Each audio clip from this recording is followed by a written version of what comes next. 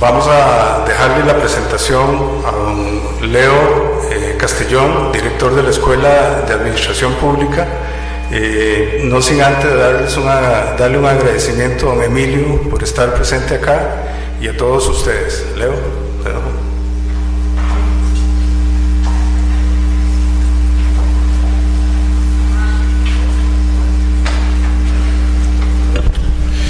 Buenas noches. En primer lugar, quiero felicitar y agradecer al equipo de profesores del módulo 16 de la carrera de licenciatura en Administración Pública por haber organizado esta actividad que nos permitimos ampliar. Invitamos a estudiantes de la carrera de diferentes niveles.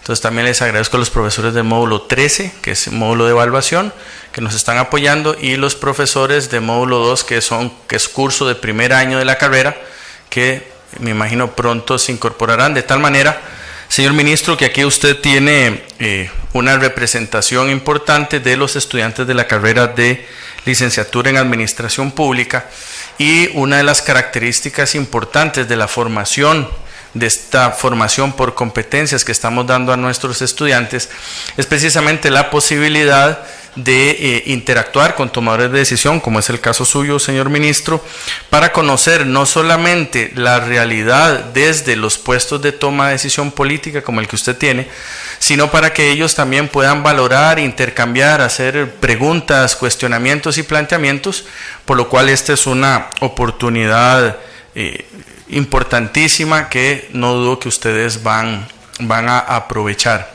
Y esta actividad se enmarca también en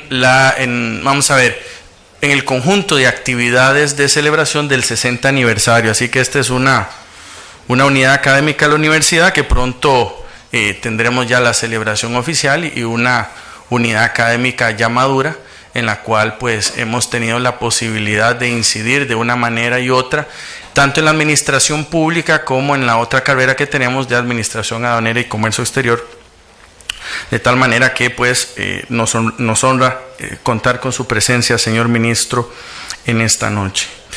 Quiero comentarles que vamos a escuchar la presentación por parte del máster Emilio Arias Rodríguez. El señor ministro tiene formación como abogado y notario, tiene una maestría en administración de proyectos y es egresado de la maestría en comunicación política, y posee una especialidad en políticas públicas.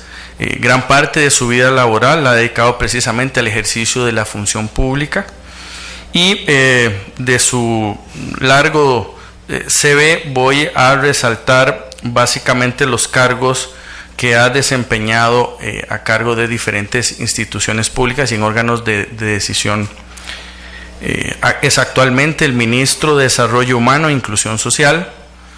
También actualmente es el presidente ejecutivo del Instituto Mixto de Ayuda Social. En el periodo 2015-2016 tuvo el cargo de viceministro de Telecomunicaciones. En el periodo 2014-2015, comisionado del Consejo Presidencial Social del Gobierno de la República. En ese mismo periodo fue miembro de la Junta Directiva de la Junta de Protección Social. En el periodo 2010-2002 fue miembro de la Junta Directiva de la Autoridad Reguladora de Servicios Públicos, ARECEP. También tiene experiencia a nivel municipal, siendo el regidor municipal y presidente municipal en el periodo 98-2002, y fue presidente de la Federación de Municipalidades en el periodo 99-2000. Como ustedes pueden observar, pues don Emilio cuenta con una amplia experiencia en distintas instituciones públicas, instituciones autónomas, en ministerios, a nivel de gobierno local, de tal manera que no dudo que va a ser una charla muy interesante, y que espero que ustedes le saquen el mayor provecho y que hagan muy buenas preguntas al final. Los profesores aprovecharemos para evaluar también la interacción de ustedes, no solo el señor ministro, sino a los muchachos. De nuevo, señor ministro, agradecemos que haya tomado de su apretada agenda para que venga a compartir con nosotros aquí en la Escuela de Administración Pública. Muchas gracias.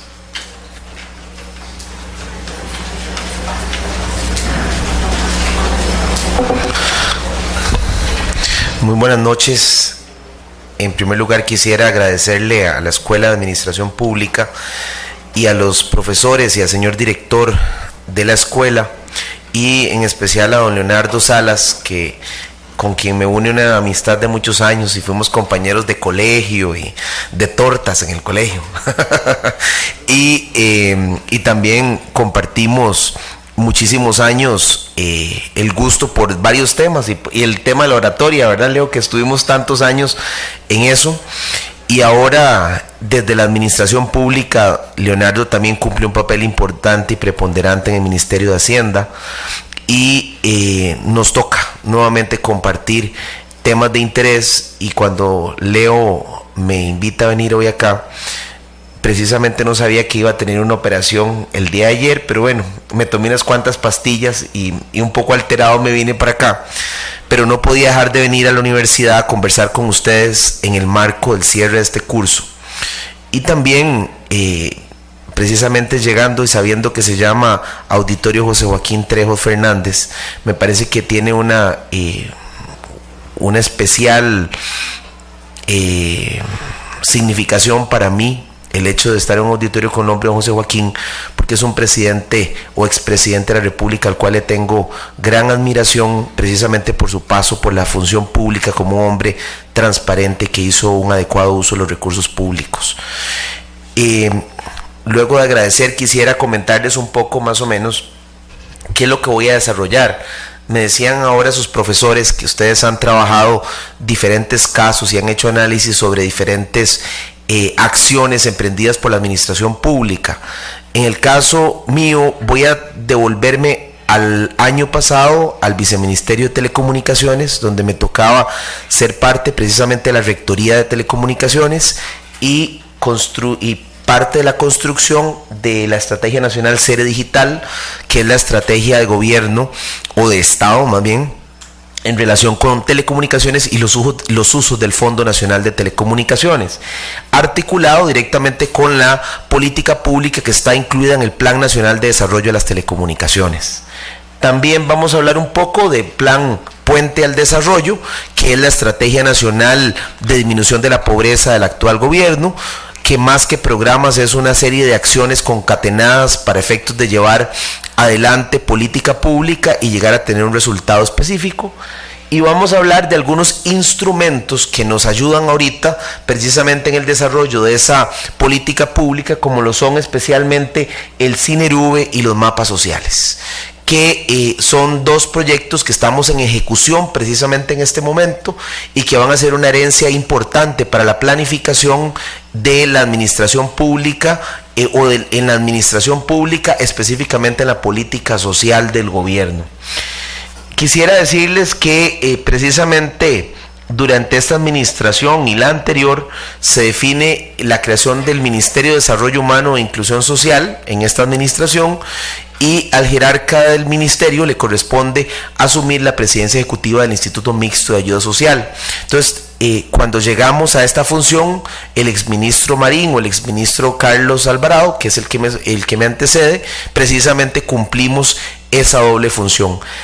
Con mi llegada al ministerio, nos traemos un pilar que antes no estaba dentro del sector social, que es precisamente la Estrategia Nacional Sede Digital, porque luego de 2 años de trabajar incluso con los organismos internacionales el tema de telecomunicaciones, yo soy un convencido, y el equipo de gente con la que trabajé en el Ministerio de Ciencia y Tecnología, de que las telecomunicaciones y el acceso a las TIC son elementos movilizadores sociales que pueden hacer que por medio de la disminución de la brecha digital tengamos una disminución en la pobreza.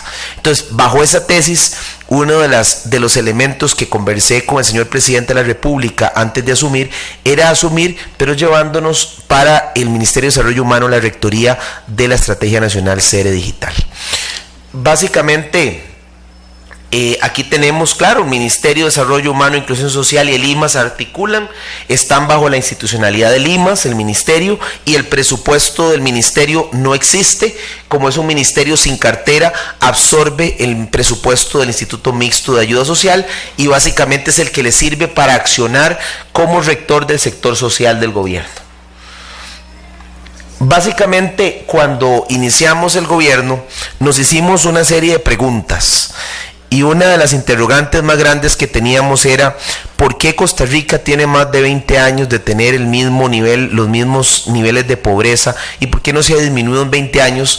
Teniendo Costa Rica el FODESAF, que es el fondo más importante que hay en América Latina, no solamente en Costa Rica, en América Latina, y que se nutre de alrededor del 2% del PIB, y adicionalmente es un fondo que permanentemente está en crecimiento y que es alimentado de manera doble, es decir, alimentado por los trabajadores y alimentado por los patronos, es decir, es un fondo absolutamente solidario mediante el cual se financia los proyectos y programas del sector social. Básicamente el FODESAF ronda alrededor del 75% de los recursos que el Estado de Costa Rica invierte en el sector social. Los otros 25% se nutren por presupuesto del gobierno central, políticas que tienen establecidos diferentes ministerios, y otro que inyecta bastantes recursos es la Junta de Protección Social. Pero el fuerte de los recursos para invertir en política social los tenemos gracias al Fondo de Asignaciones Familiares.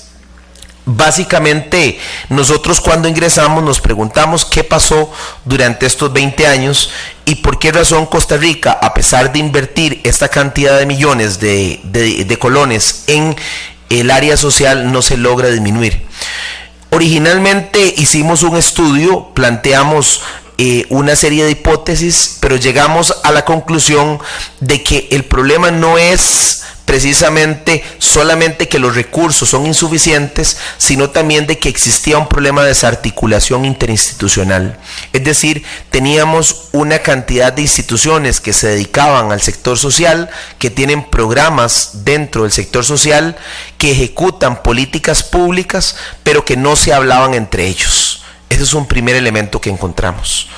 Un segundo elemento es, y lo decía la semana pasada precisamente en La Nación, es que durante muchos años las personas que tuvieron acceso a los recursos del sector social, es decir, a las transferencias que se dan por medio de los programas que tenemos en el sector social, son las personas que ya conocían el trillo para llegar a Limas o llegar a las instituciones. Es decir, las personas que ya sabían que había un gavilán que vendían 5,000 colones la ficha, que llegaban a Limas, hacían la fila a las 5 de la mañana y podían llevar su caso, se les hacía un estudio en una ventanilla, un funcionario tras un escritorio, y esas familias de manera frecuente tenían los recursos del sector dedicados para la disminución de pobreza en gran parte, y no quiere decir esto que no fuesen familias que calificaran. Puede ser que calificaran, pero una gran cantidad de familias costarricenses, precisamente que no tenían la posibilidad de accesar la institucionalidad, se quedaban por fuera en la repartición de los recursos o de las transferencias que el Estado asigna. En esa dirección nos dimos a la tarea de buscar lecciones aprendidas en América Latina. Analizamos de manera profunda la visión para disminución de pobreza que tenían el gobierno de Chile y el gobierno de Colombia como dos referentes en América Latina, y básicamente tomamos esas lecciones aprendidas e hicimos una reformulación de la política pública en Costa Rica, y creemos que apostamos más que por crear un nuevo programa para disminuir la pobreza o una nueva transferencia o cambiarle el nombre a una nueva transferencia para dejar un sello de gobierno, apostamos por buscar una estrategia de articulación interinstitucional para buscar un nuevo mecanismo de atención de la pobreza sustentado en un principio que es el principio de cogestoría. Es decir, buscamos incorporarle a la política social en Costa Rica el nacimiento de lo que llamamos las ventanillas únicas, que las articulamos por medio de cogestores sociales que ya existían en América Latina, sin embargo existían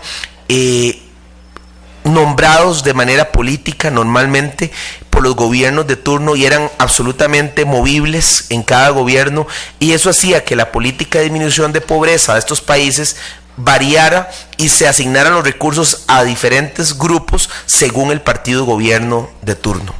En el caso nuestro, precisamente el elemento diferenciador de esta política es que los cogestores no son contratados de manera política, son contratados por medio de un concurso público y no son cualquiera.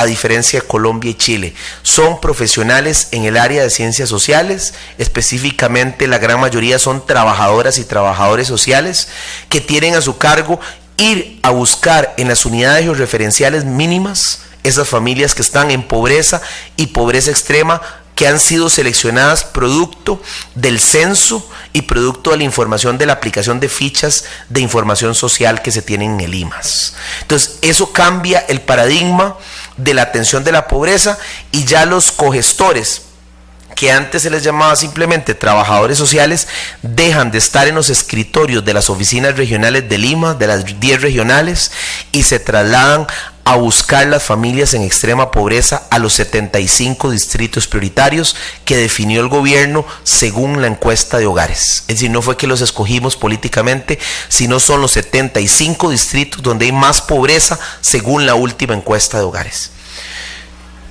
Básicamente, a la par de la estrategia Puente al Desarrollo, a la cual voy a hacer referencia más adelante, se encuentran dos instrumentos diferenciadores en el país que los aplicamos a partir del primer año de gobierno, empezamos a trabajar en ellos, que son los mapas sociales y que es Cinerube.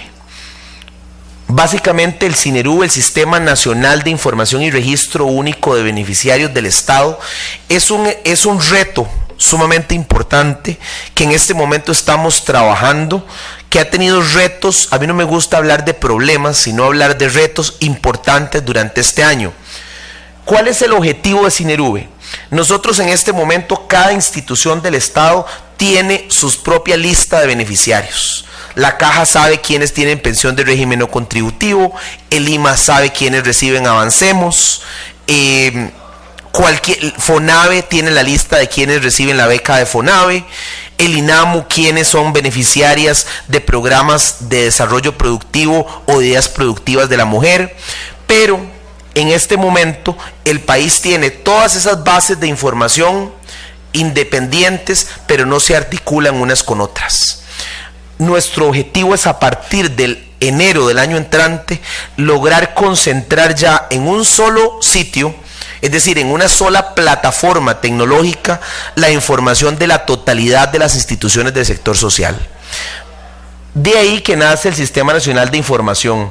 Este sistema incluye todas las instituciones que ustedes ven ahí y la información que tiene cada una de ellas, y se va a convertir a partir del año entrante en el principal instrumento de planificación y definición del presupuesto para el sector social. El Cinerube, en este momento, ¿qué retos tenemos? Tenemos el reto de un reto de carácter jurídico con la Caja, precisamente porque la ley permite el obtener la información y asentarla en un solo sitio, en una sola plataforma.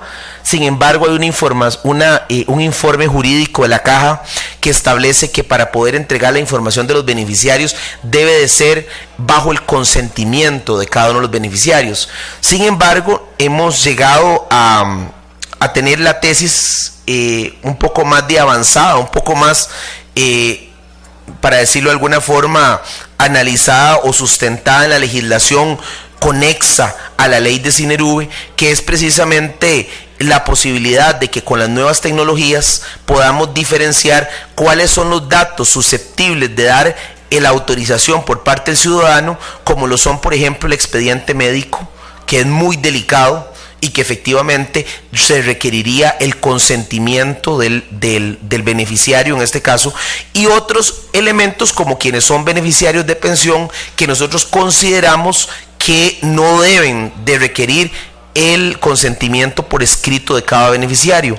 En ese sentido, la semana pasada firmamos una consulta a la Agencia Nacional de Protección de Datos, precisamente con el objetivo de tener un criterio independiente al de la Caja y al de Limas, con el objeto de propiciar que se nos permita obtener la información de la Caja y así del resto de instituciones, y que por primera vez en la historia del país tengamos un registro único de beneficiarios que nos permita planificar, definir política pública y, lo más importante, definir dónde vamos a ubicar los diferentes rubros del presupuesto de la República, y en especial los recursos del FODESAF, que es el que alimenta, como les decía al principio, alrededor del 75% de los programas dedicados o dirigidos al sector social.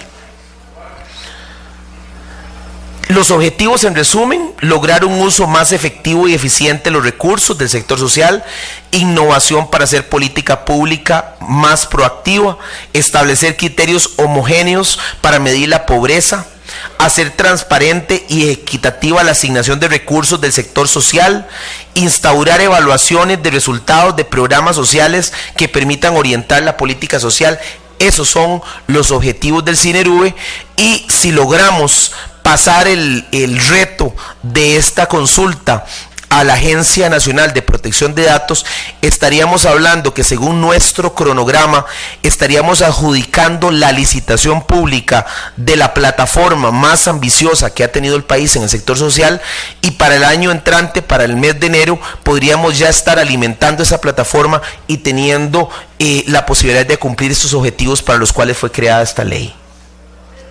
Otro insumo importante y también novedoso desde la perspectiva tecnológica es precisamente los mapas sociales. Los mapas sociales son posibles gracias a la información que obtenemos por medio de censos, que la llegamos a obtener hasta el punto de ubicar las unidades georreferenciales mínimas donde se encuentran esas familias que están en pobreza y pobreza extrema.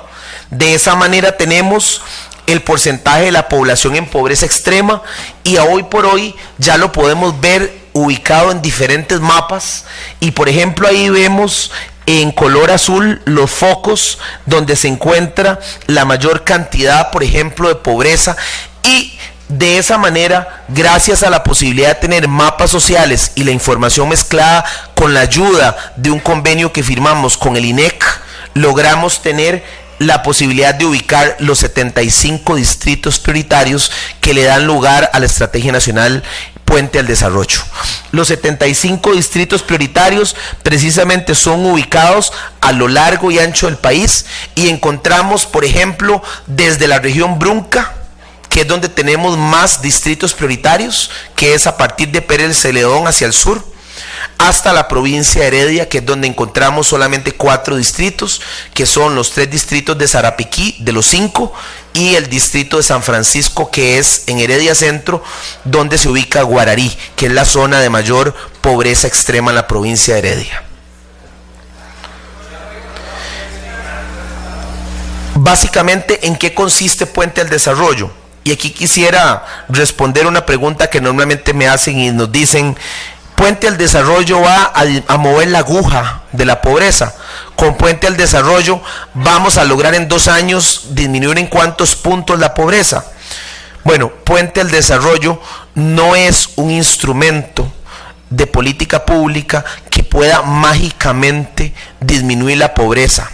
Puente al Desarrollo es un cambio de paradigma en los mecanismos de atención de la pobreza, que se sustenta precisamente en la posibilidad de tener cogestoras y cogestores que, en lugar que lo que hacen es eliminar las filas y el pago de los gavilanes para las familias que podían llegar a hacer la cola a Limas, y nos trasladamos por medio de los cogestores a los 75 distritos prioritarios a buscar esas familias ubicadas en unidades georreferenciales mínimas y poderlas atender de manera integral. ¿Qué hace que la política de atención de los cogestores sea integral? Precisamente el reto de superar lo que les decía al principio, el reto de superar la desarticulación interinstitucional. ¿Y a qué me refiero con esto?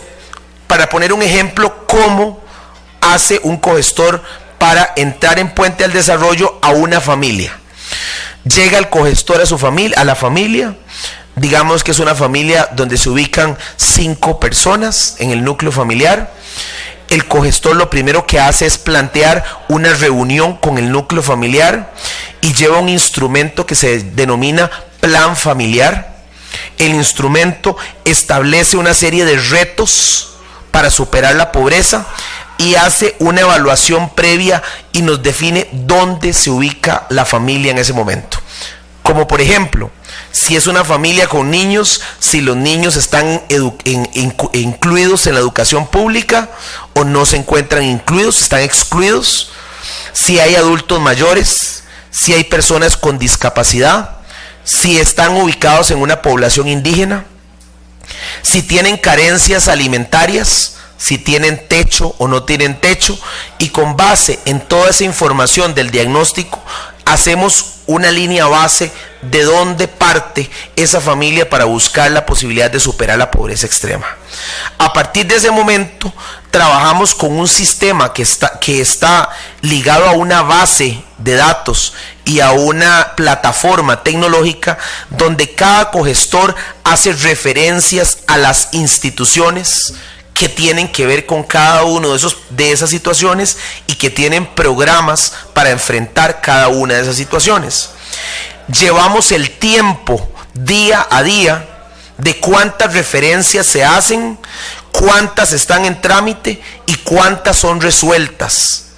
Y adicionalmente, ese cogestor va llevando de la mano a la familia con el objeto de que en un lapso de 2 años esa familia empiece ya por sí sola a salir de la pobreza. Tenemos 2 tipos de familias que atendemos de manera general. Las familias a las cuales el Estado siempre, sin ninguna excepción, va a tener que darle la mano solidaria, que son las familias, por ejemplo, donde son adultos mayores, donde hay personas con discapacidad, porque no podemos pretender llevarle una idea productiva a una mamá que en ese momento tiene un niño con discapacidad o a una familia que está compuesta por 2 adultos mayores. Esos tipos de familias deben de tener el acompañamiento solidario del Estado. No obstante, tenemos otro grupo que son familias que tienen la posibilidad, si se les dan los mecanismos, de superar la pobreza extrema mediante políticas como por ejemplo la política que tenemos o el programa de ideas productivas, programas de capacitación articulados con el INA o financiamiento de recursos, por ejemplo con Fideimas, que lo que se dedica es a financiar proyectos de emprendedurismo en familias de pobreza y pobreza extrema.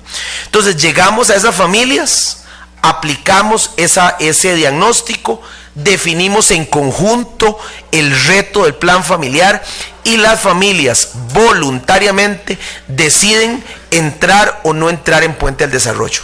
Y eso es importante porque al principio llegamos y es bajo, pero existe un porcentaje de familias que ronda alrededor del 5%, que una vez que se les aplica el plan la evaluación y se les plantea el plan familiar, dicen: yo no firmo y yo no voy a continuar el plan porque no me siento capaz, porque no me interesa o porque siento que en este momento no es mi tiempo. Entonces nosotros como Estado respetamos la voluntad de la familia y solamente entran a Puente aquellas familias que accedieron y firmaron el compromiso de hacer su plan familiar. En este momento, al 13 de junio, teníamos el reto de 27.481 familias. Ya tenemos superada más o menos en 300 las familias, es decir, cumplimos el objetivo de la primera etapa de Puente al Desarrollo y tenemos alrededor de 54.600 familias para el año 2018. Aquí tenemos una fotografía que ejemplifica qué es un cogestor. Precisamente el cogestor es ese ser humano que llega y se encuentra a un lado del río con la familia, encuentra los mecanismos para movilizar esa familia y cruzar el río. Con ese simbolismo, cada cogestor llega, ubica a su familia y los invita a montarse o a subir a esas balsas, atravesar el puente y superar la pobreza. Ese es básicamente, con una fotografía, el significado y el simbolismo que tiene el cogestor en la Estrategia Nacional Puente al Desarrollo. Aquí tenemos otro instrumento muy importante, y ustedes, bastante ligado a lo que ustedes hacen y a lo que ustedes van a hacer a futuro. Históricamente en Costa Rica la pobreza se ha medido por el ingreso de las familias, y nosotros hemos dado un paso para hacer una medición de la pobreza precisamente sustentada en esta propuesta que se hace por parte de la Universidad de Oxford, liderada por esta universidad, que es precisamente hacer una medición de la pobreza multidimensional. El índice de pobreza multidimensional lo que nos hace es medir la pobreza no solamente por ingresos de las familias, sino medir la pobreza por carencias que tienen las familias. Y ahí se definen 5 grandes dimensiones que son las que analizamos de cada familia: el trabajo, la protección social, la educación, la vivienda y el uso de internet, y la salud.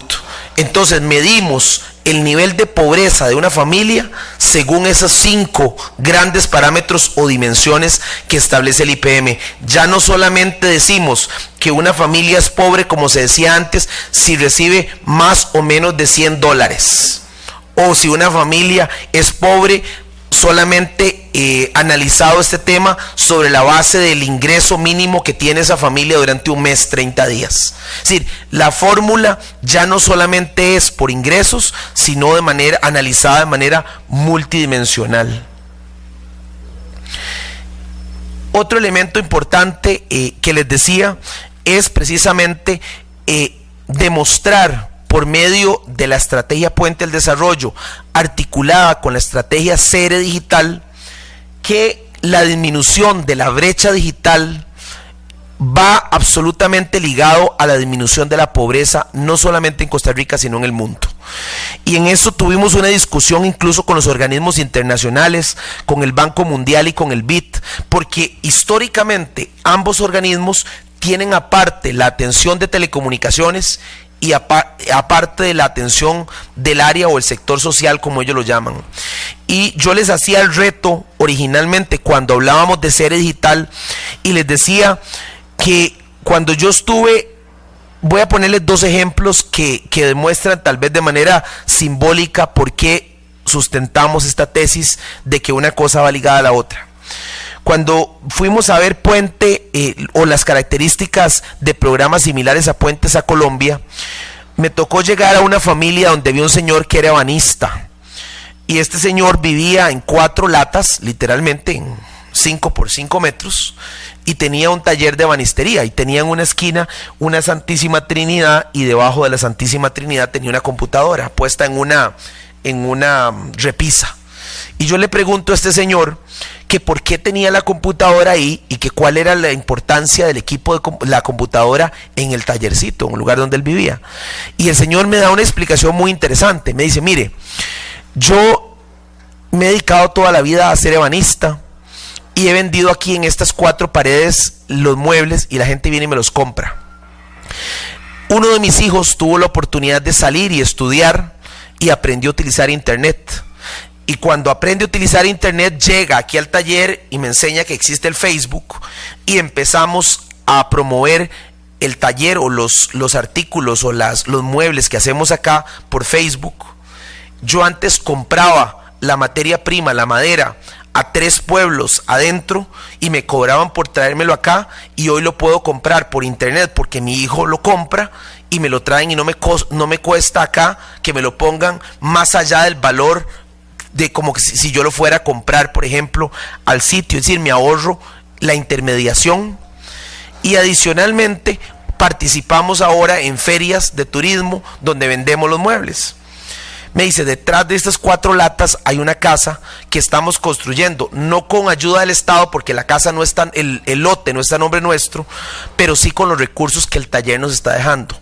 Sin duda, el tener el acceso al internet y al equipo de cómputo cambió la historia del taller que yo tengo. Eso fue una primera lección antes de construir Sere Digital. Y precisamente cuando estábamos construyendo Sere Digital, fuimos a un pueblo indígena, Talamanca, y me encontré con un señor de 74 años, y este señor estábamos planteando cuáles eran las necesidades de la comunidad, y por el mecanismo de gobernanza que tienen los pueblos indígenas en asociaciones, cuáles eran sus necesidades. Y este señor de 74 años me respondió ante esa pregunta: para nosotros hay dos necesidades importantes. Nosotros requerimos un burro e internet. Y yo le pregunté, ¿cómo un burro e internet? Me dice, sí, un burro porque aquí no tenemos carreteras, porque aquí no nos trasladamos por vehículos, aquí nos trasladamos caminando, y el burro nos sirve para jalar los alimentos o para llevar a una persona cuando está enferma, sacarla, dependiendo de lo adentro, de la zona donde esté ubicada su casa. Y adicionalmente internet, porque de mis 5 hijos, solo uno sacó el bachillerato, y el que sacó el bachillerato aprendió a utilizar internet, y me dijo, papá, cuando el internet llegue a los pueblos indígenas, vamos a salir de la pobreza en la que vivimos.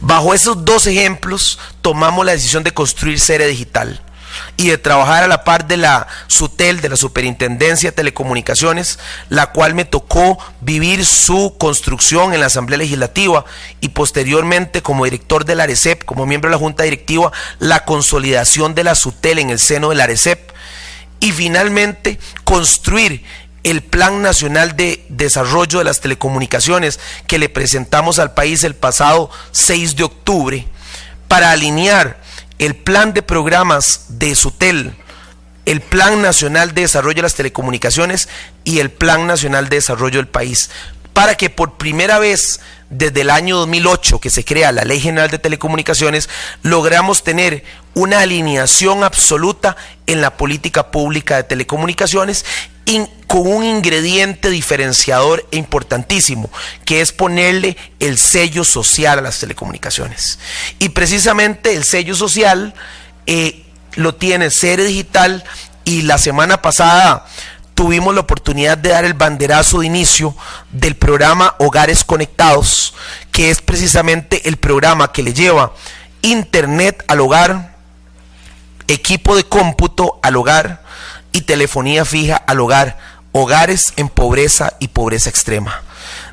De esa manera pretendemos cumplir el sueño de la construcción en la política pública de una política pública que integre los requerimientos de las familias con la oferta programática del sector social del Estado, y se le incorpore el valor agregado de la política pública de telecomunicaciones incorporada en el Plan Nacional de Desarrollo de las Telecomunicaciones que presentamos el año pasado, y poder a futuro, como hablaba ahora con el profesor, normalmente cuando se toman estas decisiones en los estados, los resultados no se pueden medir a corto plazo, sino que requerimos que pase el tiempo para lograr encontrar la respuesta a la pregunta si efectivamente la disminución de la brecha digital está ligada naturalmente con la disminución de la pobreza, no solamente en Costa Rica, sino a nivel mundial. Pero en el caso de Costa Rica, precisamente el programa Hogares Conectados,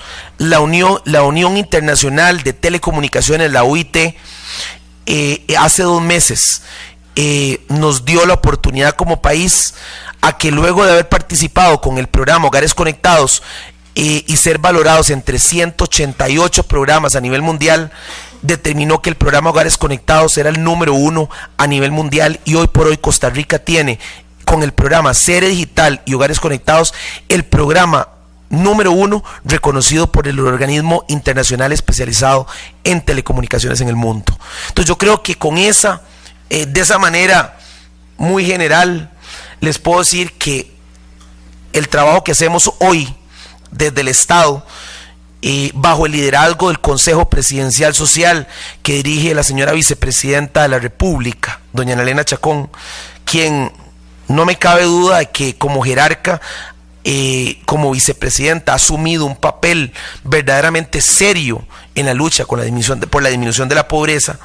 logramos presentar esta serie de trabajos que, concatenado con otros que articulamos actualmente y con otras reformas que se están dando a nivel de las instituciones de manera individual, podríamos decir no que el país va a tener en 2 años una movilidad de esa aguja y podamos decir que vamos a disminuir X o Y porcentaje la pobreza, pero sí podríamos garantizar que si la política pública y esta nueva manera de asignar los recursos, y no de que la gente vaya a buscar la institucionalidad, sino que la institucionalidad por medio de las ventanas únicas, como lo han hecho los países nórdicos que han superado altamente la pobreza, llegamos a esas familias, podremos lograr a mediano plazo que el país tenga una disminución sustancial en la pobreza. Y quiero terminar diciéndoles que esto ha sido un reto importante. ¿Por qué ha sido un reto importante y por qué ha sido posible? Yo me atrevería a decir que ha sido posible porque en el gobierno actual existimos una serie de funcionarios de gobierno que no necesariamente venimos o respondemos al partido político de gobierno. Y eso es algo que la historia tendrá que evaluar. Como ustedes lo vieron cuando el profesor hizo la presentación, yo trabajé en el gobierno de Miguel Ángel Rodríguez, posteriormente en el gobierno de doña Laura Chinchilla, ahora en el gobierno de Luis Guillermo Solís, y creo que eso le permite a uno tener una visión de la política pública, más allá de una política pública de un gobierno de turno, pensar en una política pública de Estado. Y creo que eso es lo que permite superar los mecanismos que la política tradicional ha utilizado para atención de la pobreza, y ya eliminamos las listas que yo vi con mis propios ojos de diputados que mandaban una lista: estas son las 100 familias que yo quiero que reciban este beneficio, estos son los 100 familias que participaron en las distritales o que fueron miembros de mesa o que fueron guías o que están en la juventud de un partido político X. Eso en este momento, con absoluta contundencia y viéndolos de frente, les puedo garantizar que no es posible, producto de este nuevo mecanismo de atención a la pobreza por medio de cogestoría. Los cogestores fueron escogidos producto de un proceso de concurso público y son personas profesionales, no responden a intereses de partidos políticos específicos. De esta manera tenemos un enorme reto. Hoy pude dar una pincelada tal vez de lo que estamos haciendo. Es un trabajo mancomunado de equipo. Si bien es cierto, utilicé la primera persona en algunos momentos, debo decirles que nada de esto es posible de manera singular, que se requiere el trabajo mancomunado, la suma de liderazgos y la posibilidad efectivamente de trabajar bajo una visión de país que trascienda un gobierno y se convierta en una política pública de Estado. Yo creo que de esta manera me gustaría que ustedes puedan hacer preguntas y con muchísimo gusto poder darle respuesta a las que en este momento pueda hacerlo, y las que no, con muchísimo gusto dejarme el número de correo de ustedes y hacérselas llegar si fueran algunos elementos que en este momento no tenga en mano, pero que me interesaría que ustedes sientan que tienen puertas abiertas para consultar y para ingresar incluso a la institucionalidad que en este momento representamos de manera transitoria. Muy buenas noches.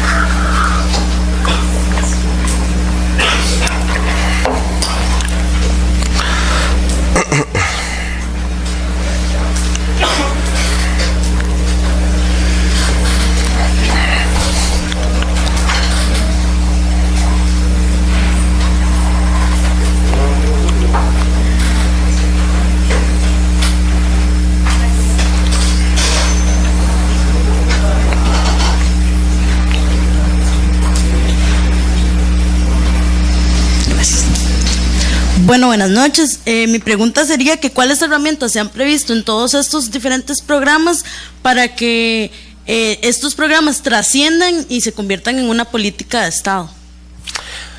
Bueno, básicamente yo diría que eso es un reto que no se puede prever, ¿verdad? Es un reto para la propia clase política gobernante de turno.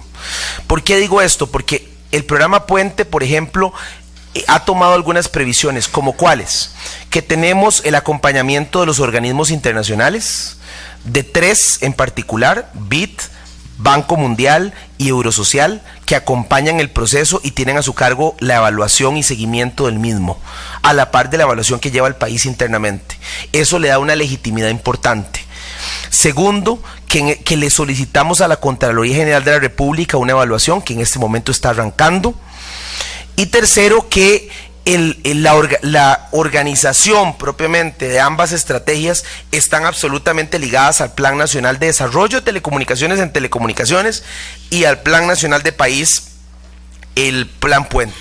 En el caso de Sere Digital, yo creo que el principal seguro de vida que tenemos es el sector de telecomunicaciones, que respalda absolutamente la estrategia y que, como ustedes lo han visto precisamente en la presentación del Plan Nacional de Desarrollo de Telecomunicaciones, participaron todos los actores, sector social, cámaras empresariales, operadoras públicos y privados, ciudadanas y ciudadanos. Hubo una participación total y el plan fue presentado por primera vez por unanimidad con el apoyo de todos los sectores. Y en el caso de la estrategia Puente al Desarrollo, se puede ejemplificar el éxito de la estrategia en los resultados de las evaluaciones de los organismos internacionales, y también que en el pasado discurso del señor presidente de la República en la Asamblea Legislativa, prácticamente la totalidad de las fracciones de oposición reconocieron el éxito de la estrategia Puente al Desarrollo. Yo creo que ahí hay un compromiso que también debe de trascender los partidos políticos, y básicamente nosotros no estamos dejando el sello de una política pública específica, de un programa diferenciado para poner el sello de un gobierno. Estamos cambiando el paradigma y el mecanismo de atención de la pobreza, y pasamos de ventanillas en las oficinas a ir a buscar la gente por medio de los cogestores a las unidades georreferenciales mínimas donde están los hogares. Eso significa que hay que darle sostenibilidad, sí. Eso significa que tenemos que apostar porque no solamente sean 54,000 familias, sí, pero eso nos va a significar un proceso paulatino donde en este gobierno vamos a llegar a 54,000. Ojalá que el siguiente gobierno continúe el proceso y abarquemos otro tanto y podamos definitivamente llegar el momento en que el país tenga una atención mediante ventanilla única y mediante una efectiva interinstitucionalidad, donde todas las instituciones que participan del sector social actúen de manera mancomunada. Ese es un elemento diferenciador.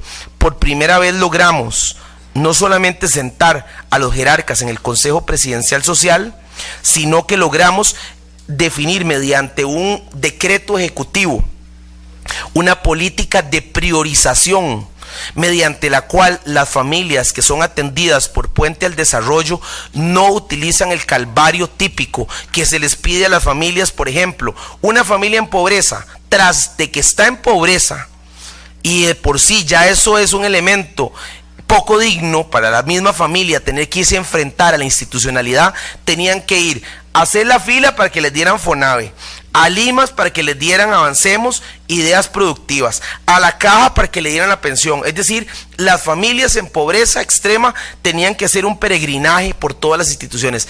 En este momento, bajo la filosofía de Puente, la familia, por medio, el cogestor es el que le ayuda a la familia a articular esos beneficios y aplicarlos en el plan familiar que se construye a la par de la familia. Entonces yo creo que más que darle permanencia a una política pública o a un programa específico, es darle permanencia en el tiempo a una nueva manera de atender las familias en pobreza extrema.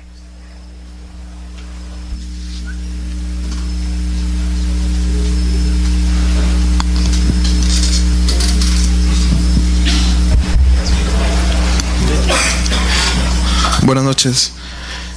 Bueno, sobre el mismo contexto que usted habla de generar política de Estado, bien hemos sabido, por lo menos dentro de la generación, que la evaluación es una herramienta clave para la legitimación de todo este tipo de iniciativas.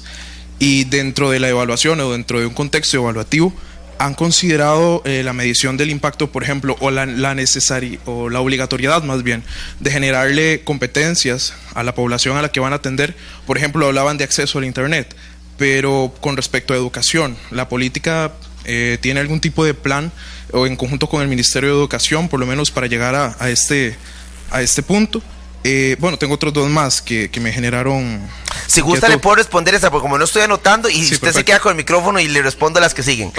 Ok, vamos a ver. Con respecto al ejemplo de Sede Digital, efectivamente, existe una subcomisión de articulación interinstitucional que se llama Subcomisión de Alfabetización Digital, que está conformada por el jerarca del Viceministerio de Telecomunicaciones, del Ministerio de Desarrollo Humano, o IMAS, y del Ministerio de Educación Pública, que tiene a su cargo incluso el diseño que ya se está utilizando de una plataforma tecnológica mediante la cual las familias ya tienen de primera entrada el acceso al correo electrónico y están siendo alimentadas y acompañadas por el Estado.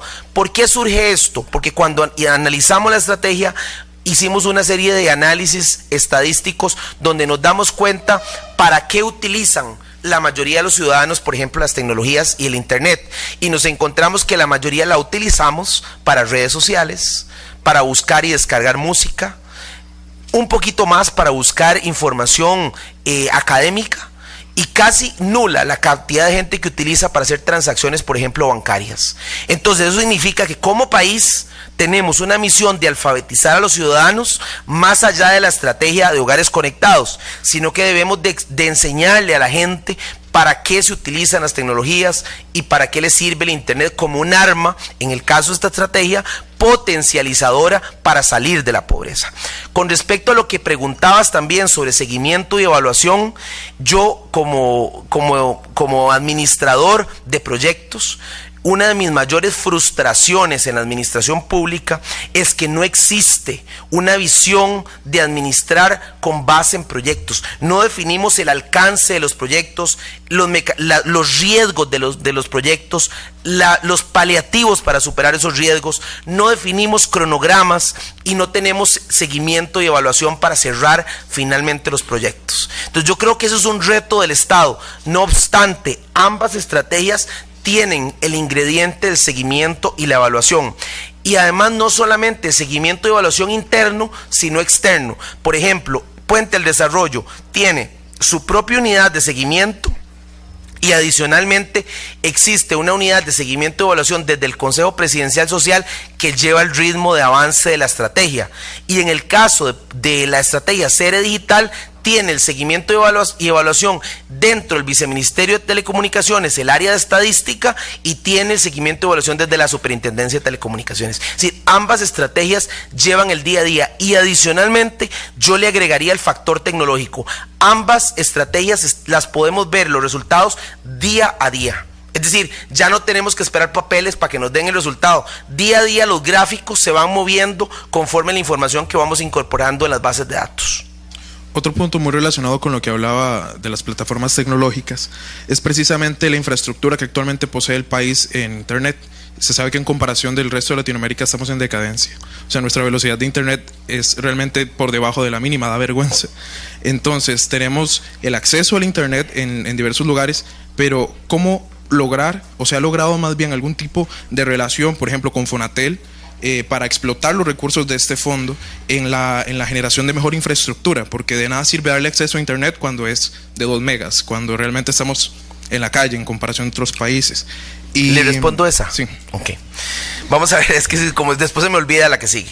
Vamos a ver, precisamente el pilar 1 del Plan Nacional de Desarrollo de las Telecomunicaciones es el pilar de inclusión digital, así se denomina. Este pilar incorpora los programas de la estrategia Sede Digital. El programa 1 de la estrategia Sede Digital lo que pretende es llevar desarrollo de infraestructura a las comunidades que en este momento no lo tienen porque es económicamente no rentable. Entonces, según la proyección del programa 1, al 2018, es decir, al finalizar esta administración y 6 meses adelante, el país debería tener la infraestructura de telecomunicaciones debería abarcar el 100% del territorio nacional. En este momento, antes de salir yo del Viceministerio de Telecomunicaciones hace 35 días, el avance del programa 1 ya estaba en un 34%. Más lo que faltaba entregar de zona sur. Es decir, en desarrollo de infraestructura, el país ha apostado y va a apostar de los recursos del Fonatel, que son alrededor de 300 millones de dólares. Eso en el programa 1. Ahora, respondiendo a la siguiente pregunta, la misma pregunta en el otro sentido. Las velocidades. Precisamente el Plan Nacional de Desarrollo establece como reto país la mediana de la velocidad de los países incorporados en la OCDE. Es decir, que como reto país tengamos eso que anda alrededor de los 30 megas. Ahora, hay una cosa importante. Nosotros como Estado podemos definir una meta en el Plan Nacional de Desarrollo de Telecomunicaciones. No obstante, esa meta es una responsabilidad compartida. ¿Y por qué digo que es una responsabilidad compartida? Porque nosotros definimos los niveles de velocidad en la política pública, pero el gran reto lo tienen las operadoras de telecomunicaciones, que son las que venden los servicios a la gran cantidad, a la gran mayoría de la población que compra esos servicios. Entonces, ahí también hay un poco de educación de qué es lo que queremos y qué es lo que queremos de velocidad como ciudadanos. Entonces, el Plan Nacional de Desarrollo de Telecomunicaciones, presentado en octubre, sí establece el reto de la mediana de la OCDE. Es decir, a nivel de Centroamérica y el Caribe, es el Plan Nacional de Desarrollo de Telecomunicaciones más retador. Y no digo a nivel latinoamericano porque compartimos el mismo reto con Venezuela y Chile. Pero como país, nuestro plan lo establece. Ahora, no puede el Estado efectivamente garantizar la velocidad para todas y para todos, porque lo que puede garantizar es la meta, pero la velocidad y el desarrollo de la infraestructura mucho la tienen los operadores que están desarrollando en ese momento. Pero yo me atrevo a decirle que con el programa 1 de Fonatel y con el reto que tienen los operadores en este momento, el país va a ir de manera acelerada avanzando en el tema de las telecomunicaciones y especialmente en el tema de las velocidades. Ok, para no hacerlo más largo, con respecto a las bases de datos que se mencionan dentro del sistema Cinerube. Sí, exacto. ¿Se ha planeado algún tipo de actualización? ¿Se han costeado los elementos para la actualización de estas bases de datos? Evidentemente es un avance muy, muy grande y realmente es loable. Sin embargo, para que trasciendan el tiempo deben ser bases de datos actualizadas. Entonces me imagino que ha existido un costeo. Y finalmente, para aprovechar lo que usted mencionaba sobre el material que podría enviarnos, no sé si es posible o si han construido alguna pila de indicadores de medición de desarrollo social. Por ejemplo, con todas estas bases de datos, pues es muy factible construir indicadores. Claro. Creo que a la academia le sería súper útil y a las generaciones que vienen también. Claro. Ok, vamos a ver, con respecto al tema de la base de datos, es importante recalcar que hace 15 días le anunciamos al país que ya la ficha de información social, la FIS, es digital. Después de 30 años, hemos logrado que la FIS ya no sea aplicada en un papel y luego se vaya a typear a las oficinas regionales. Nos estamos ahorrando a partir de ahí el 50% de trabajo, haciéndolo en línea por medio de un convenio que firmamos con Huawei y tuvimos la posibilidad de tener las tabletas para hacerlo digital. Adicionalmente, estamos definiendo la estandarización de la ficha. Es decir, cada institución hoy por hoy tiene su propia ficha. Si bien es cierto, hay especializaciones o especialidades en las preguntas que algunas instituciones tienen, por ejemplo en salud o por ejemplo en educación, nosotros queremos estandarizarla. Tenemos el reto a 2 meses, según el cronograma, tener una ficha estandarizada, que lo que nos va a permitir es poder tener el registro digital. Ahora, ¿cuál es el siguiente elemento? ¿Cómo se actualiza la ficha? Las familias que se les aplica una vez la ficha, cada cierto tiempo deben de buscar directamente la actualización de su ficha. Es decir, nuestro interés es que se vea como la cédula. Te vence la cédula y si querés recibir los beneficios o seguirlos recibiendo, tenés que tener actualizada la ficha, porque son los indicadores que definen en qué nivel o en qué quintilo o decil de pobreza estás. Entonces, al tenerlo ya en una base digital, y una plataforma que va a andar alrededor de los 9.000 millones de colones. Es decir, que en este momento hay dos grandes propuestas de plataformas, una es Microsoft y otra es Oracle, que están haciendo la propuesta al gobierno, que serían la plataforma, después de la plataforma colombiana, porque ni siquiera la chilena, es la plataforma que se desarrolla con más ambición a nivel latinoamericano. Sin embargo, precisamente al ser una plataforma digital, nos permite tener la información en línea y actualizar las fichas en línea. Ahora, sobre la información que tenemos, precisamente una de las cuestionamientos y autocríticas que he hecho en este mes a la institución es que si hay una institución que genera datos y resultados que pueden ser analizados y que sirven para la investigación, es el IMAS, y no se ha hecho hasta ahora. Precisamente nuestro interés es que ya con estas bases de datos y con esas plataformas podamos poner al servicio de la investigación los datos y adicionalmente generar un reporte. Ya nosotros reportamos trimestralmente al Consejo Presidencial Social los avances de Puente al Desarrollo. Si vos ahora al final te podemos dar un correo para pasarte los últimos informes de Puente al Desarrollo, los avances, e incluso si tenés interés te buscamos una cita con Gabriela Prado, la directora, para que vayas a ver la plataforma y la puedas manipular y ver cómo se van generando los datos al minuto conforme van ingresando la información. Es decir, me encantaría que ojalá algún grupo de estudiantes pueda ir directamente a hablar con Gaby y ver cómo se maneja la plataforma y poder palpar los resultados que me parece que les podrían servir de mucho para quienes quieran hacer investigación en este campo.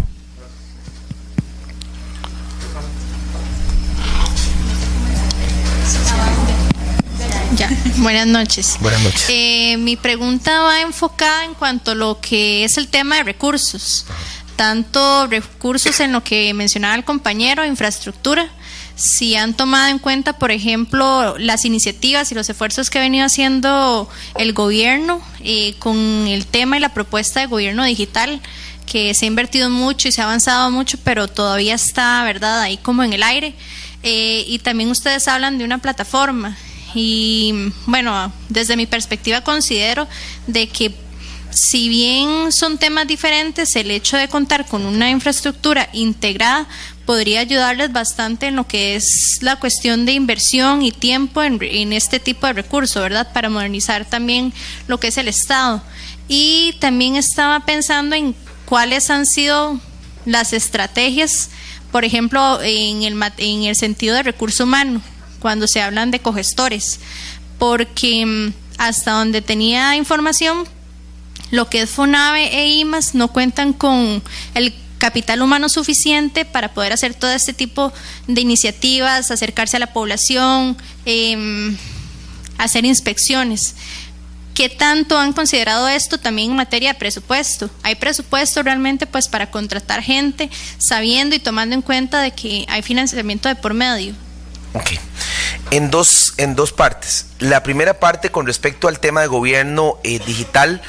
El tercer pilar del Plan Nacional de Desarrollo de Telecomunicaciones que le presentamos al país se llama Gobierno Digital, Gobierno Electrónico Transparente.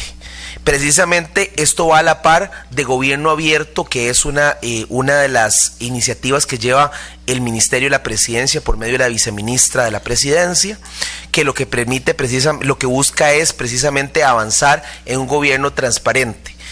Uno de los elementos retadores que tiene el Estado es la interoperabilidad de las plataformas. ¿Y a qué me refiero esto? De la óptica tecnológica, es cómo podemos hacer para que cada quien, teniendo su propio idioma o su propio lenguaje en una plataforma, pueda incorporarlo e integrarlo en una sola plataforma.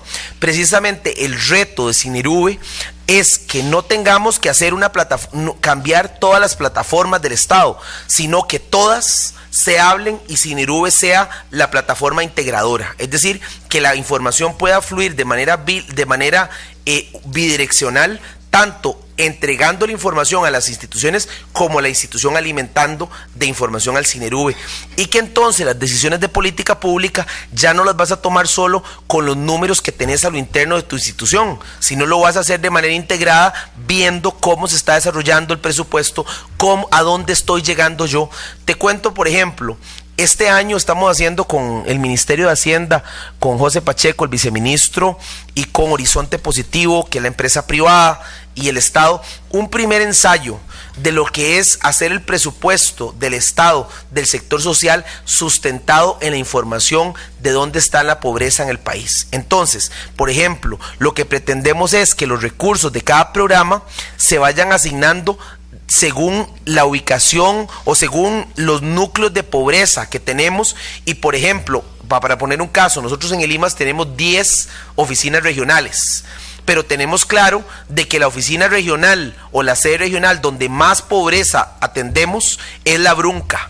Entonces, de acuerdo a esos índices que ya tenemos en nuestra plataforma, la idea es que los recursos que le asignamos presupuestariamente a cada uno de esos 10 regionales sean conforme a los requerimientos y a la cantidad de pobreza que haya en cada zona. Eso es el piloto que estamos aplicando este año. La idea es precisamente que por medio de plataformas que se hablen unas con otras, logremos interactuar de manera de que todo sea muchísimo más armonizado y que aprovechemos la tecnología. Con respecto a los recursos humanos, hay un gran reto, y aquí está don Leonardo, que sabe que nos jalan de Hacienda las orejas y que la autoridad presupuestaria permanentemente nos pide resultados.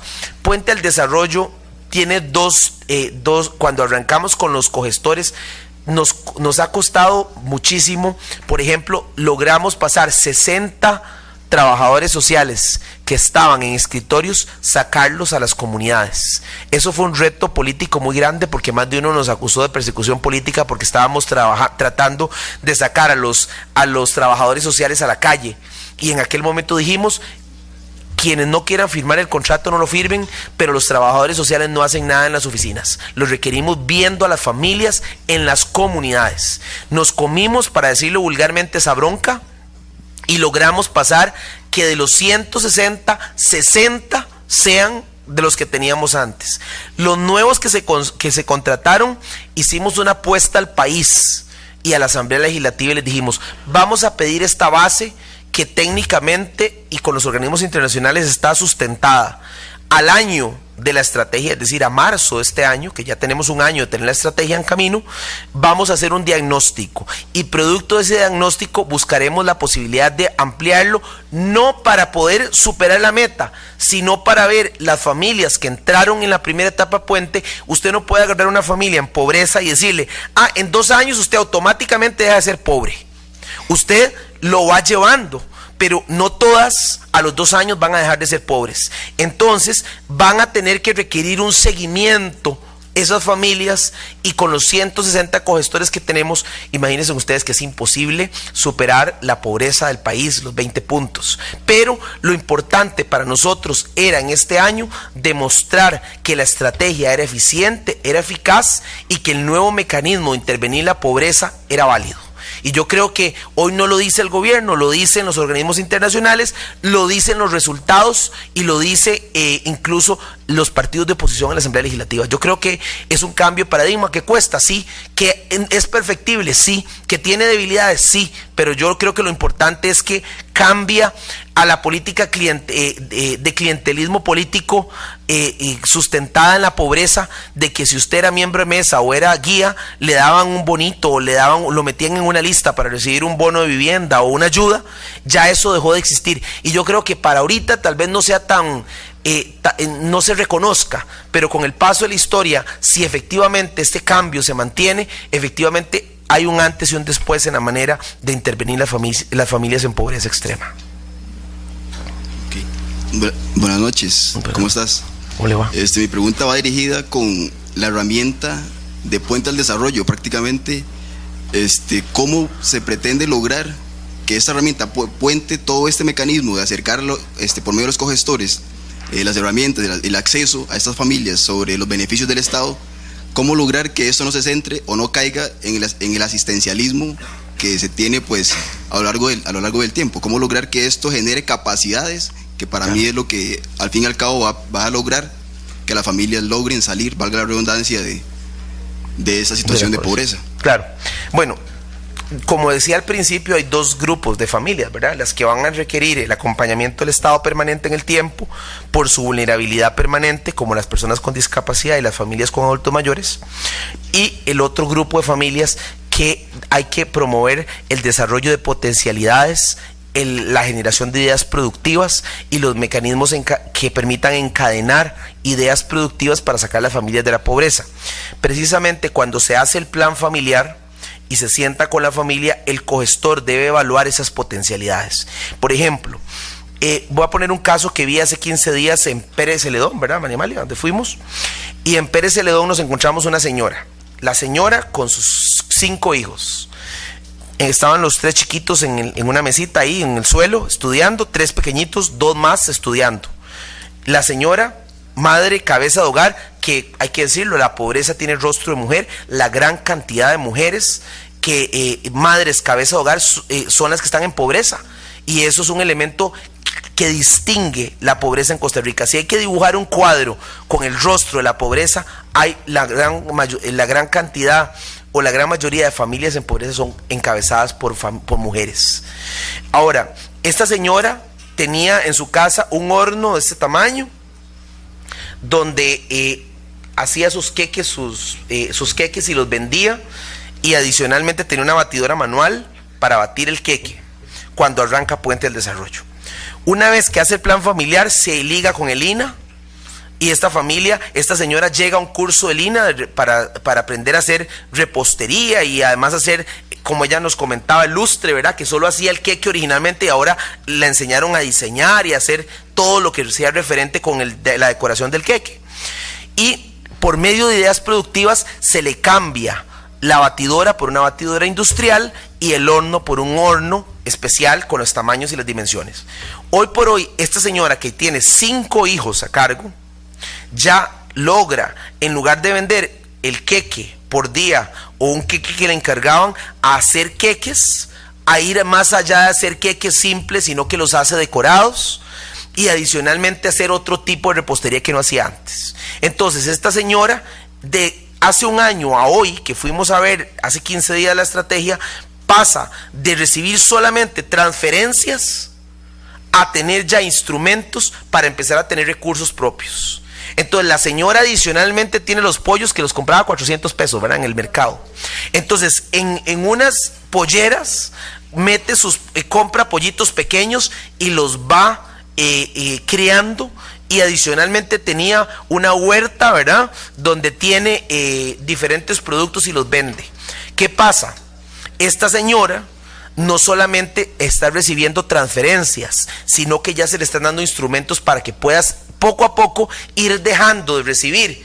Por ejemplo, en la primera etapa bajar de recibir los 75,000 colones ya que se les daba por entrar a Puente, y en el momento en que se gradúa de Puente, ya en lugar de los 75,000 recibió la idea productiva que le ayuda a seguir saliendo adelante.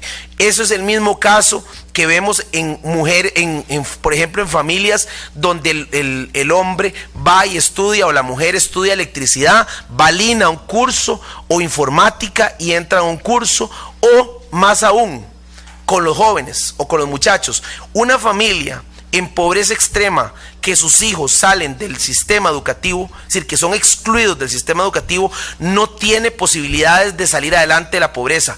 Una familia donde el Estado le da transferencias o le ayuda con becas de FONAVE o Avancemos al Muchacho a 5 años plazo, está comprobada que si el Estado le da esa ayuda sostenida y esos muchachos se gradúan y sacan el bachillerato y entran a estudiar, ya solo el hecho de sacar el bachillerato es una garantía prácticamente primaria para que esa familia salga de la pobreza extrema. Entonces, ¿cómo el Estado debe hacer? Bueno, unos con programas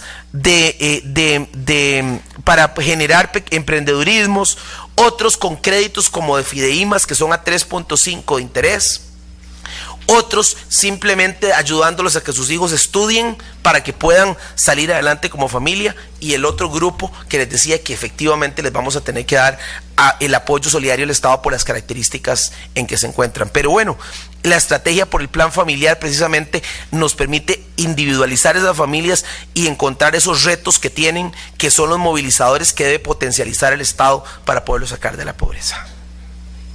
Buenas noches.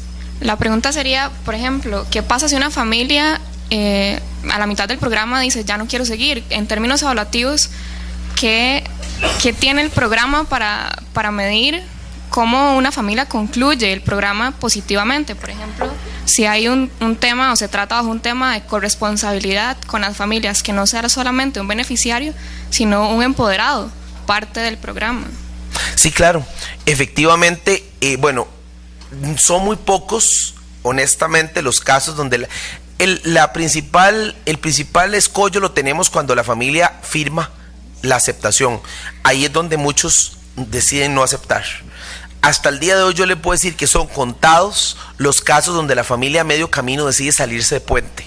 ¿Y por qué son contados? Porque precisamente no es una estrategia donde la familia no ve el progreso. El cogestor va evaluándolos en las visitas que van haciendo y va dándose cuenta de cómo va avanzando la familia. Por ejemplo, una familia que recibe los 75,000 colones de transferencia de entrada a puente, a la vez recibe Avancemos y digamos FONAVE para uno de sus hijos. En el momento en que el cogestor encuentra que uno de sus hijos no está yendo a estudiar, hace una alerta. Y en esa alerta le dice a la familia, si usted no vuelve a llevar a sus hijos a la escuela, o si sus hijos se salen de estudiar, pierde usted la posibilidad de seguir en puente. Entonces, la transferencia se convierte en condicionada. No es simplemente una transferencia de recursos para subsistencia, sino que todas, por ejemplo, cuando la familia entra y hay un adulto mayor, se le hace el contacto para la pensión del régimen no contributivo. Entonces, la familia va viendo, conforme va viendo el avance de su plan familiar, que verdaderamente va logrando superar esas debilidades que tenía originalmente. Y con el tema de apropiación, por ejemplo, con los equipos de cómputo, las familias no se les regala la computadora, sino que las familias, dependiendo del decil de pobreza, deben de pagar 3,000, 6,000 o hasta 9,000 colones, dependiendo de donde se ubique, porque precisamente el elemento de apropiación es fundamental y para lograrlo no se hace con una regalía, hay que generar corresponsabilidad de las familias. Buenas noches, mi nombre es Emilio Hernández.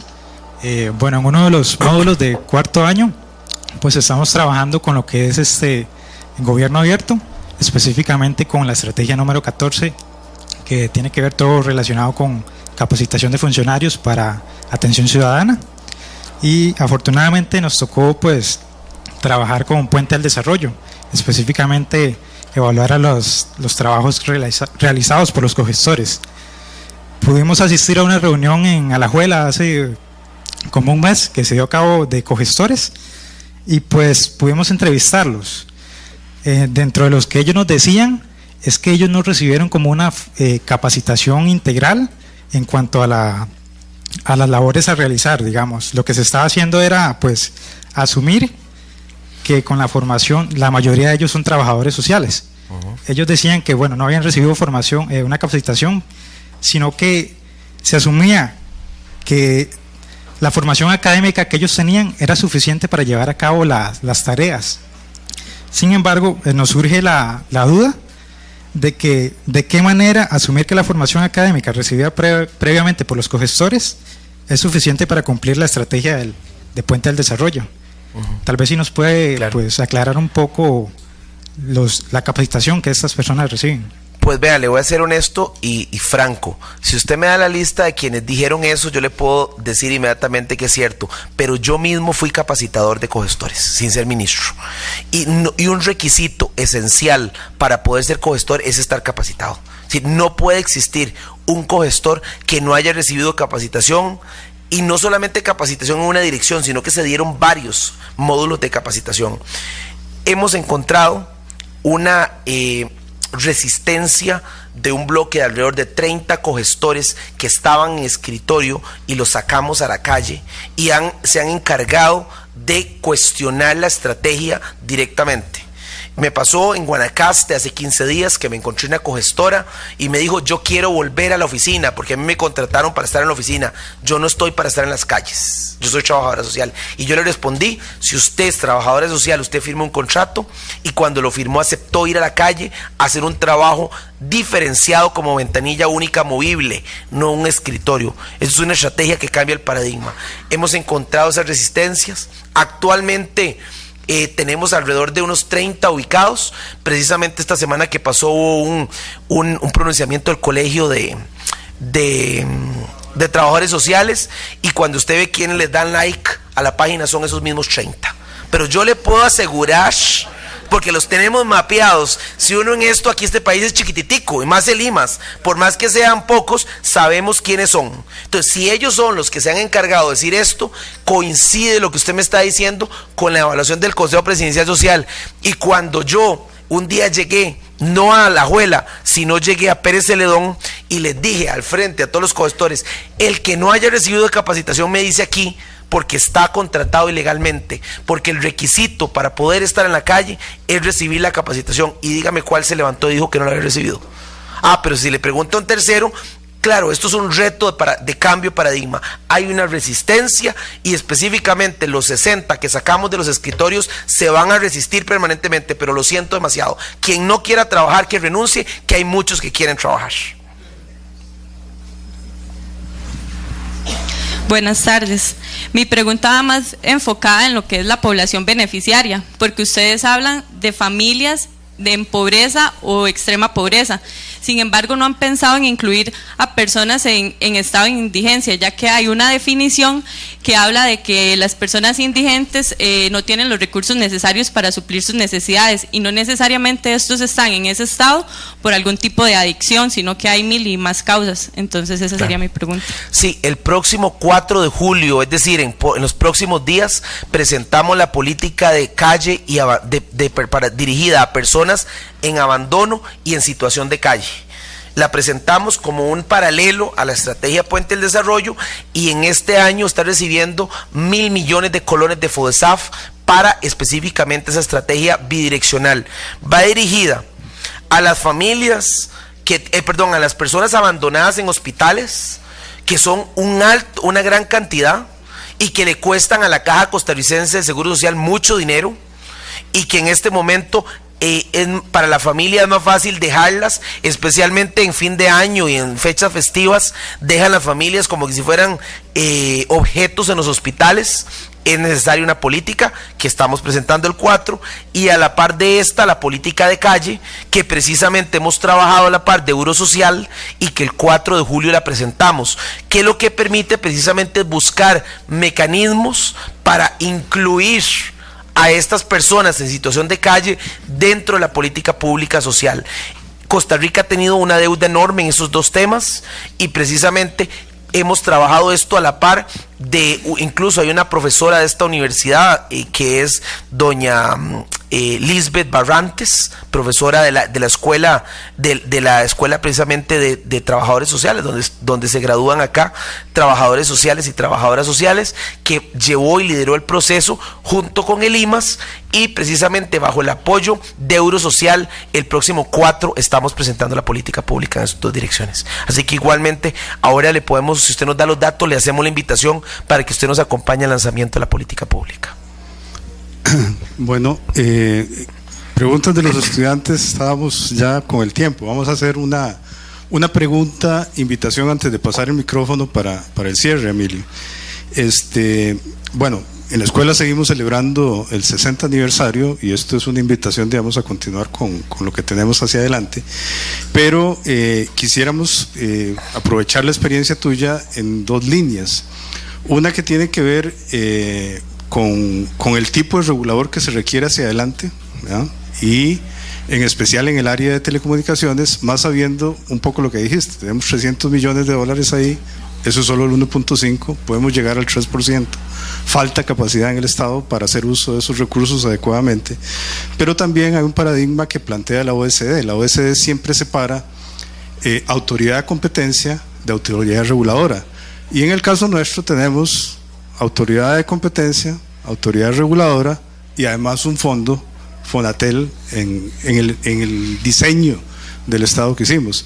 Si querés contestar ahora, puedes hacer el inicio, pero la idea es, podríamos desarrollar esto con más amplitud en otro momento como parte de las actividades de la escuela. Tal vez dos referencias muy generales, porque son dos temas muy amplios que me permitirían hablar otro rato, ya quitarme la camisa del área social y hablar un poco del área de regulación de servicios públicos. Básicamente, en servicios públicos podría yo resaltar lo siguiente. Tenemos un regulador especializado, que es una superintendencia de telecomunicaciones, y a lo interno de la ARECEP, intendencias en las otras áreas. El reto de consolidación de la SUTEL ha sido muy grande porque tuvo muchas resistencias al inicio. Hoy por hoy, para mí, un reto fundamental es la declaración de competencia efectiva. Yo soy del criterio de que la competencia efectiva, según la ley que se creó en su momento, no había que esperar declararla por parte del regulador, sino que en el momento en que entrábamos en competencia y se daba la primera licitación de espectro radioeléctrico, en ese momento debíamos de declarar la competencia efectiva. El hecho de que hoy no la tengamos declarada es uno de los principales requerimientos del sector de telecomunicaciones, tanto del sector público como del sector privado. Entonces yo creo que el principal reto en ese momento es la declaración de competencia, y el otro reto es lograr demostrar de manera eficiente que Cere Digital cumple y que efectivamente los recursos del Fonatel, esos 300 millones de dólares que están en el fondo, se pueden utilizar de manera eficiente y eficaz. Y adicionalmente también yo hablaría de la necesidad de evitar la captura del regulador. El principio de captura del regulador es fundamental para quienes creemos en la regulación. Yo me considero ideológicamente de centro, no me considero ni liberal ni de izquierda, me considero de centro.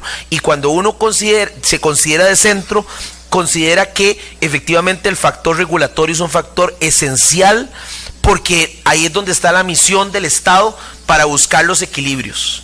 Eso con respecto al tema de la SUTEL. ¿Y el otro tema era?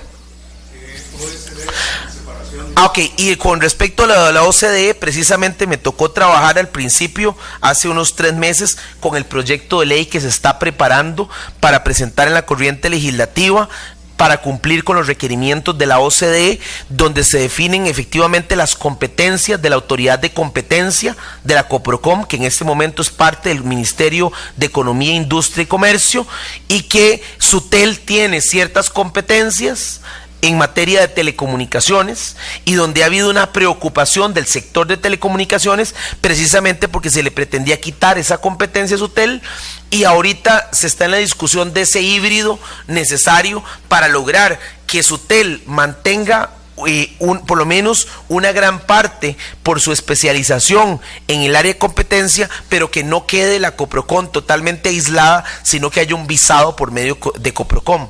Eso es un tema que ha generado conflicto. Incluso en este momento hay diferencias porque hay casos específicos y particulares que no puedo decir aquí porque están en conocimiento de expedientes, pero que hablan incluso de la presentación de un conflicto de competencias ante el presidente de la República, porque Coprocom en materia de competencia efectiva y específicamente en utilización del espectro radioeléctrico considera que no tiene competencias, y SUTEL también. Entonces, efectivamente hay un reto país de que ese proyecto de ley que se está elaborando sea el mejor proyecto para lograr cumplir con los requerimientos de la OCDE y que Costa Rica termine incorporándose a la organización. Pero esos son dos temas que se podrían tocar largo porque es bastante interesante y profundo. Bueno, buenas noches. Nada más para cerrar, agradecerle, Emilio, por la introducción de la próxima conferencia, ¿verdad? Es así. Bien. Solamente decir para concluir que yo creo que hay dos cosas importantes con las que nos podemos quedar hoy, más allá de toda la información que hemos recibido. Digamos, para efecto de ustedes como estudiantes de administración pública, uno, el tema de un cambio de paradigma en ciertas cosas que podemos mejorar y podemos hacer, del enfoque tecnológico en la pobreza, que efectivamente yo coincido con eso, y en otros países desarrollados los componentes tecnológicos y de accesos o de cierres de este tipo de brechas nos ayuda a mejorar indicadores de pobreza o para salir de pobreza. Y el segundo gran aspecto que me parece importante resaltar también es la ruptura del aspecto clientelar, porque la relación clientelar, y lo digo también porque estuve hace unos años trabajando en el Ministerio de Vivienda, la relación clientelar genera más pobreza. Y en este país, al igual que en Latinoamérica, lo que es la pobreza es un buen negocio para algunos como políticos por sus réditos electorales, pero para otros también como privados que haciendo cochinadas, en el caso de vivienda, ¿verdad?, haciendo cochinadas de casas, también adquieren ganancias y lucros absolutamente privados. Así que desenmascarar eso es muy importante, y también decirlo, vean ustedes que la pobreza no sale en titulares, las cosas positivas que se hacen en temas de pobreza no salen en titulares. Hay mucha gente haciendo cosas buenas, hay muy buenas prácticas también en este país que no se están diciendo, que no se están resaltando, y me parece importante, digamos, la experiencia que hoy hemos tenido. Así que, señor ministro y estimado amigo, que sí, hemos sido torteros, no se extrañarán. Después les cuento. Después les contamos, ¿verdad? No solo podemos decir que los quintos años se bloquearon esa generación, por razones obvias, ¿verdad? Así que muchísimas gracias por estar acá, en lo personal y en lo académico. Así que bueno, esperamos que haya sido una grata experiencia, y pues por favor un aplauso para Emilio. Muchas gracias.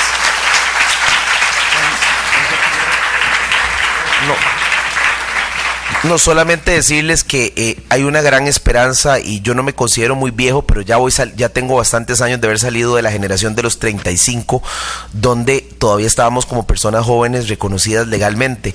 Creo que ustedes cumplen una labor fundamental como críticos en un país donde cada vez se silencian más los avances positivos y cada vez más buscamos resaltar los negativos. Este es un país necesitado de esperanza, y yo creo que la criticidad no va en contra de esa esperanza, pero sí es importante que hayan muchachos y muchachas, estudiantes, que investiguen, que escriban, que sean críticos de la política pública y críticos de quienes ejercemos la política, porque yo creo que si bien algo es justo, es diferenciar, y a veces pecamos en meter en una misma canasta a toda la clase política, y no es así. Por lo menos algunos, si bien no lo hemos logrado al 100%, tratamos día tras día de hacer la diferencia. Yo uso Facebook con mi nombre, Emilio Arias, estoy en Facebook, comunico absolutamente todo lo que hago, tengo una agenda pública. Todos los días domingos se publica mi agenda, y ustedes pueden ver lo que yo hago todos los días de la semana. Yo creo que eso es parte de lo que me interesa compartir con ustedes, y que ojalá nos podamos ver en redes sociales, porque soy, como ya vieron, un apasionado del desarrollo tecnológico y del impulso de este desarrollo para el sector en el que me estoy desenvolviendo. Entonces, muchas gracias y felicidades más bien a ustedes.